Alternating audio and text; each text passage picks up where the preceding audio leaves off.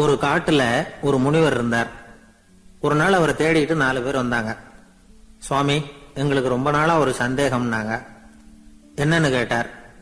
இந்த உலகத்துல எவ்வளவோ காரியங்கள் நடக்குது, எது நியாயம் எது அநியாயம் அப்படின்னு புரிஞ்சுக்க முடியலன்னாங்க. அது யாராலையும் புரிஞ்சுக்க முடியாதுன்னார் முனிவர். வந்தவங்களுக்கு ஆச்சரியமா போச்சு, ஒரு மாதிரியா பார்த்தாங்க. இத முனிவர் கவனிச்சார். சரி, புறப்படுங்க என்னோடன்னார். எங்கன்னு கேட்டாங்க. இப்போ உங்க 4 பேரையும் ஒரு புஷ்பக விமானத்துல அழைச்சிட்டு போறேன். இந்த உலகத்துல சர்வசாதாரணமா நடக்கக்கூடிய ஒரு காட்சியை உங்களுக்கு காட்ட போறேன். நீங்க பார்க்க போற அந்த காட்சி நியாயமா அநியாயமா அப்படிங்கறத என்கிட்ட சொல்லணும். நீங்க சரியான பதில் சொன்னா புஷ்பக விமானத்துல தொடர்ந்து பிரயாணம் பண்ணலாம். தவறான பதில் சொன்னா இந்த புஷ்பக விமானம் உங்களை கீழே தள்ளி விட்டுரும் அப்படின்னார். 4 பேருக்கும் பயம்தான். இருந்தாலும் முனிவர் கூப்பிடுறாரு அப்படின்னு சொல்லி புறப்பட்டாங்க. அவங்க எல்லாரும் புறப்பட்டு ஒரு காட்டு வழியா போயிட்டு இருக்கிறாங்க புஷ்பக விமானத்துல. அங்க நடக்கிற ஒரு காட்சியை காட்டுறார் முனிவர். அதோ அங்க பாருங்கன்னார்.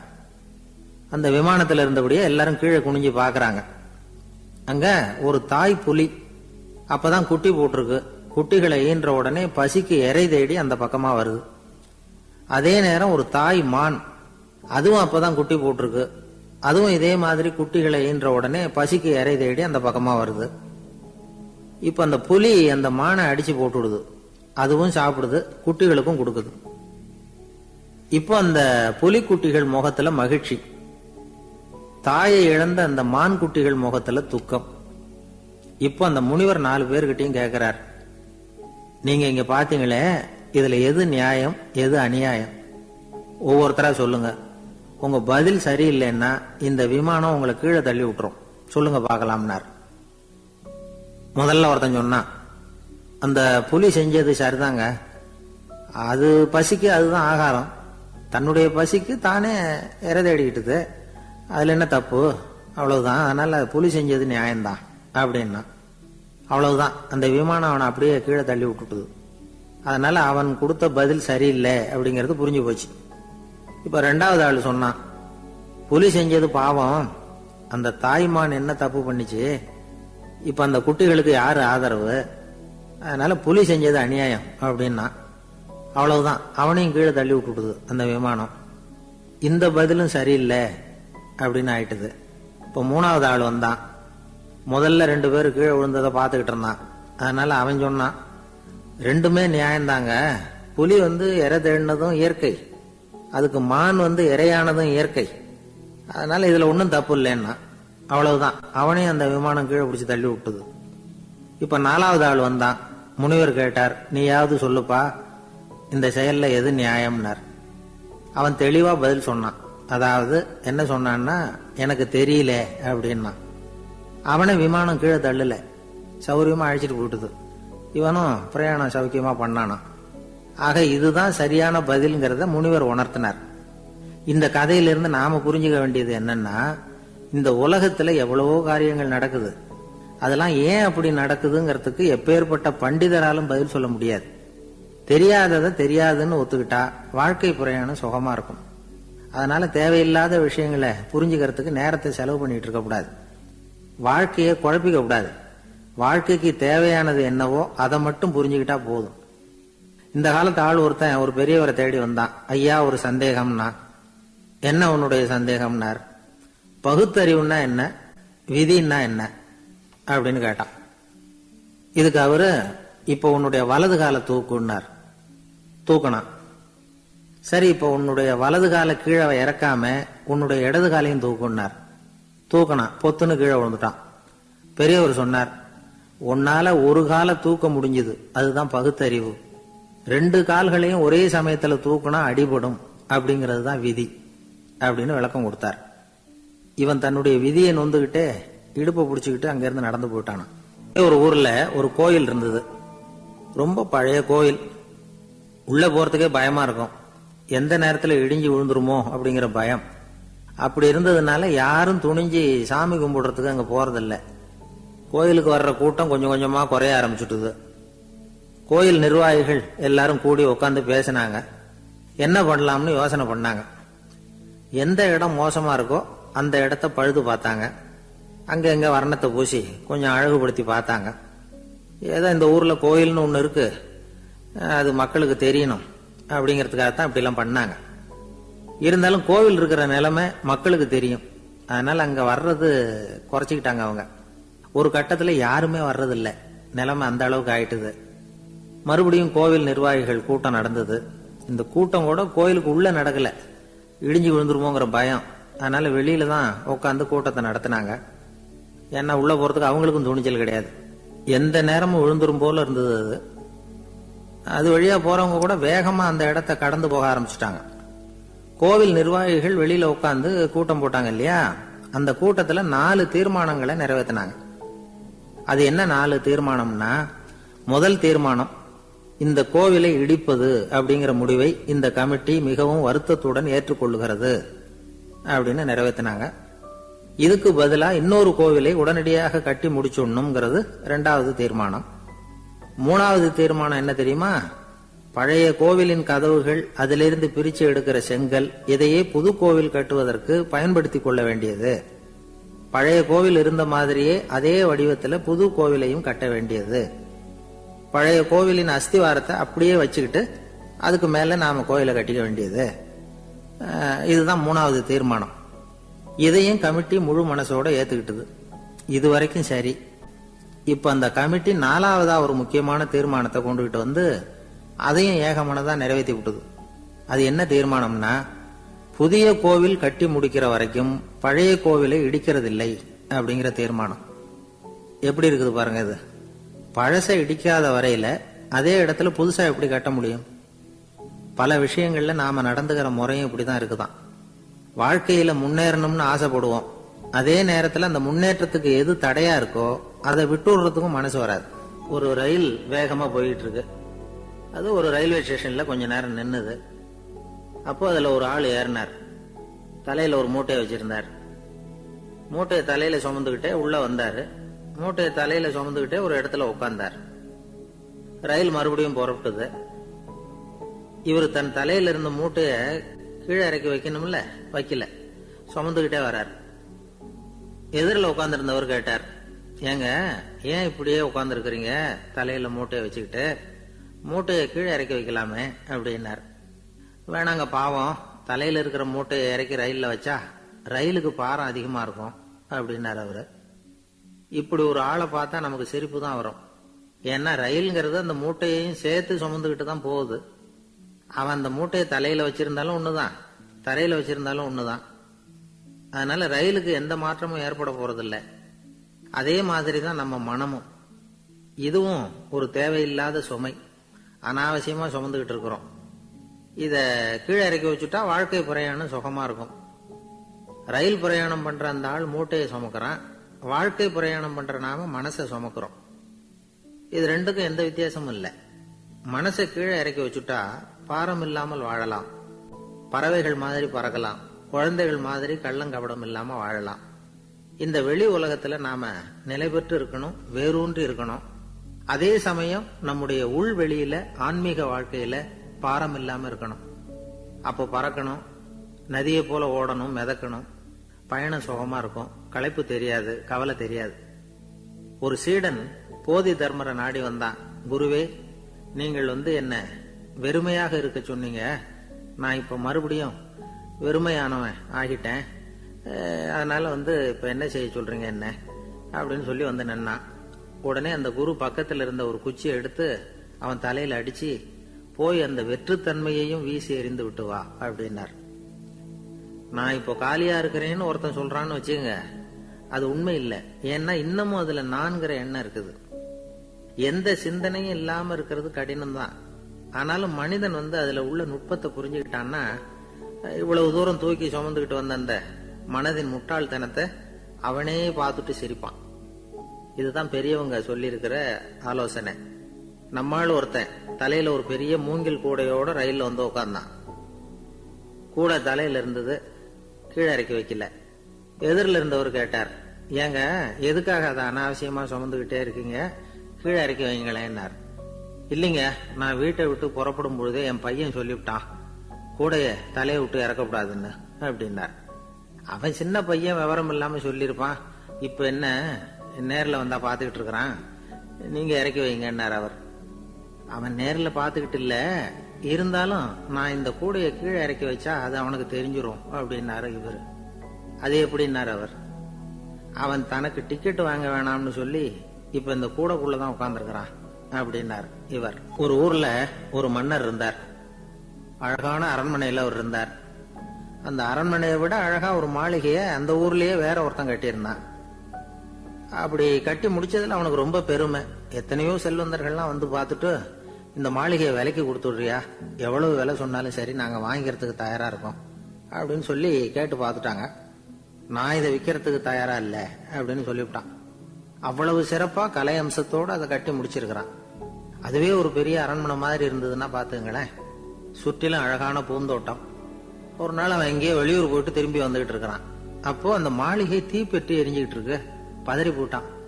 விலைக்கு கேட்டவங்க யாராவது இதை செஞ்சிருக்கணும், இல்லைன்னா மன்னரே செய்த சதியோ என்னவோ, இப்படிலாம் அவனுக்கு சந்தேகம். ஒரு மூலையில உட்காந்து அழ ஆரம்பிச்சுட்டான்.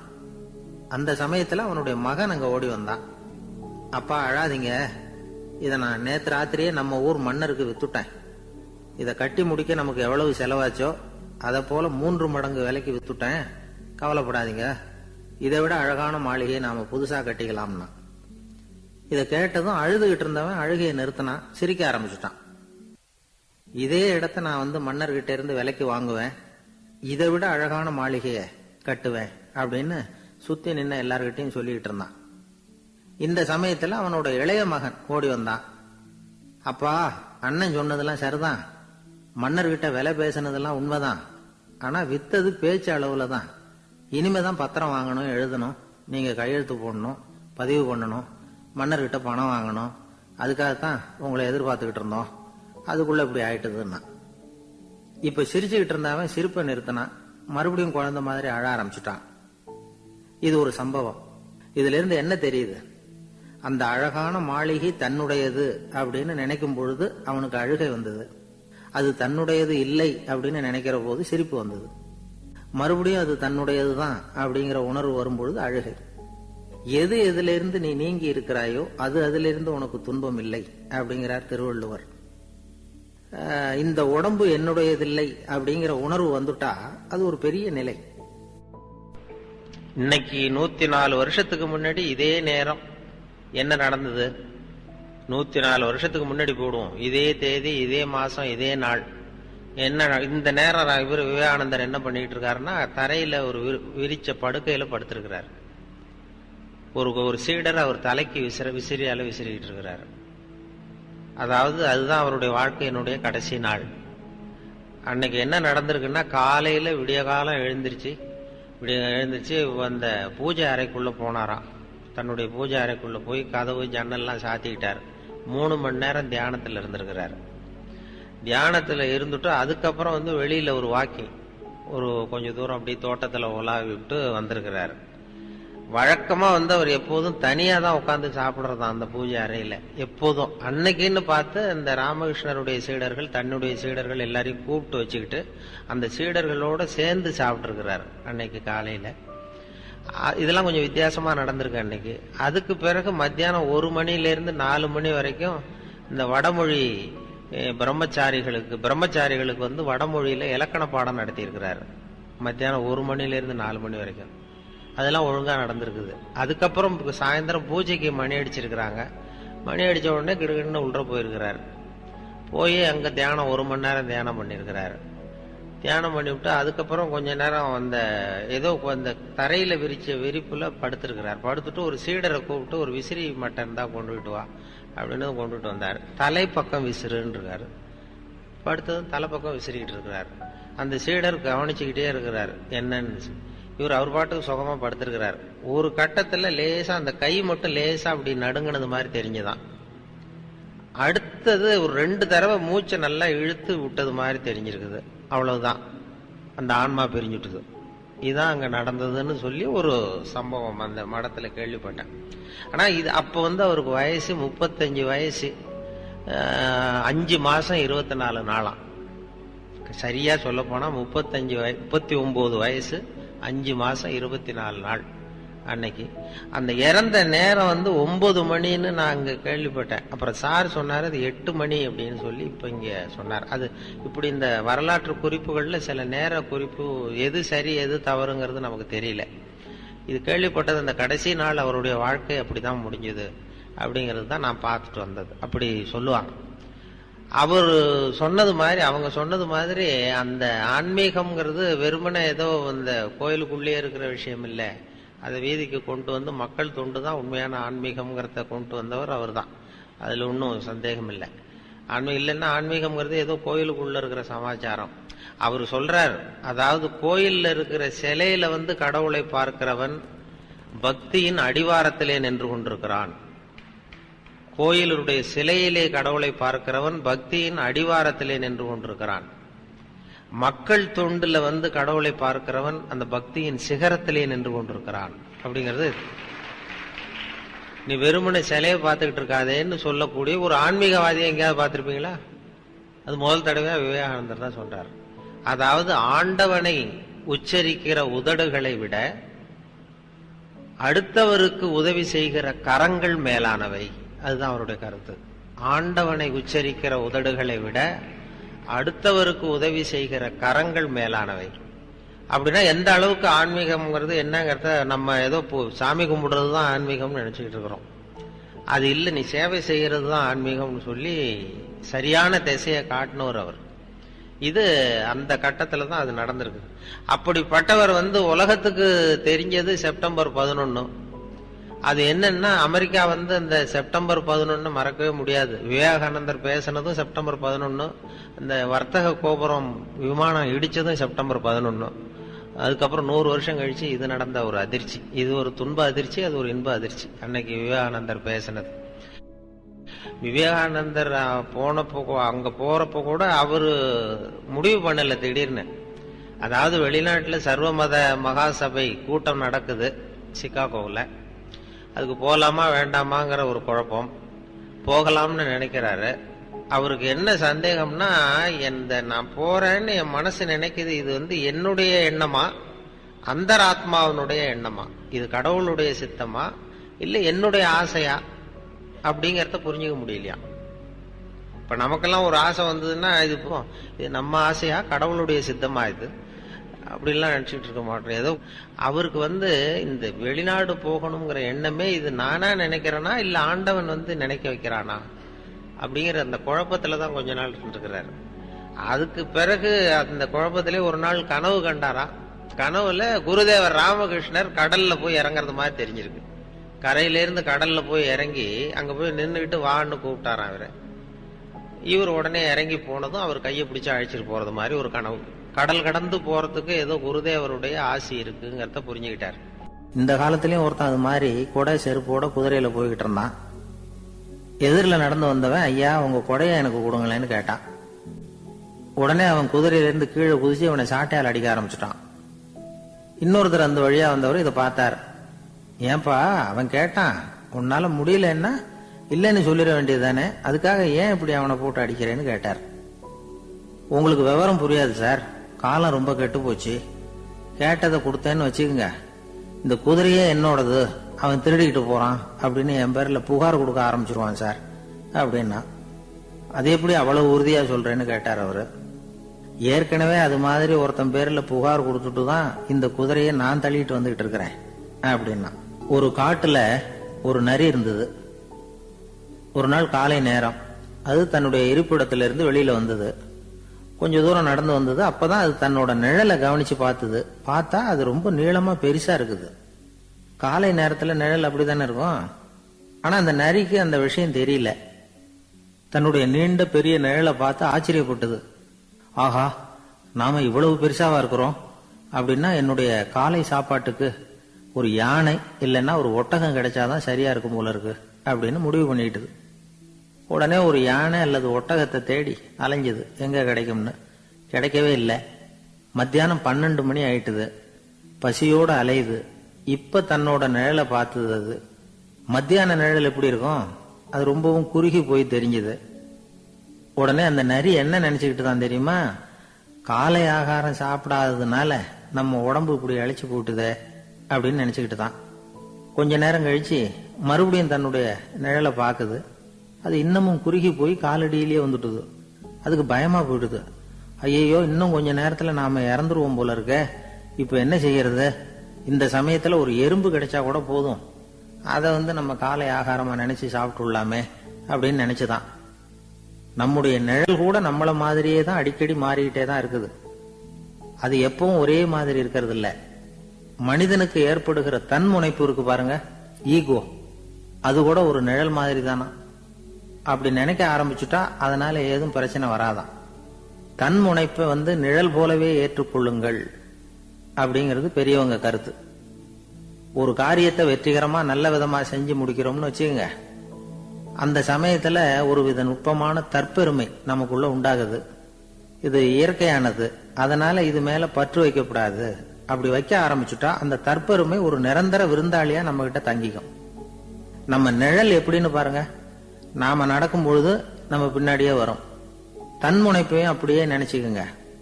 நிழல் யாருக்கும் எந்த பிரச்சனையையும் உண்டாக்குறது இல்ல. ஆனா அந்த நிழலை கண்டே நாம பயப்பட ஆரம்பிச்சுட்டா நாம எதுலயும் வெற்றி காண முடியாது. நிழலோட சண்டை போடக்கூடாது. அது மாதிரி தன்முனைப்போடவும் நாம சண்டை போட வேண்டியதில்லை. இல்லாத ஒன்றோடு சண்டை போடுறது எப்படின்னா, அது இருட்டோட சண்டை போடுறது மாதிரி. நாம நிழல் கிடையாது, நம்ம கிட்ட இருக்கிற தன்முனைப்பு ஒரு நிழல். நம்ம நிழலையும் நமக்கு சமமா பாக்குறோம் பாருங்க, அங்கதான் சிக்கலே ஆரம்பம். இப்போ நாம நடந்து போய்கிட்டு இருக்கிறோம், நம்ம நிழல் தரையில விழுது. யாரோ ஒருத்தர் நம்ம நிழல் மேல காலை வச்சு நடந்து போறார். உடனே அவர்கிட்ட சண்டைக்கா போறோம், ஏண்டா என் நிழலை மிதிச்ச அப்படின்னு. நமக்கு தெரியும் அது நிழல் தாங்கிறது. அவர் உங்க மேல நடக்கல, உங்களுடைய நிழல் மேலதான் நடக்கிறார்.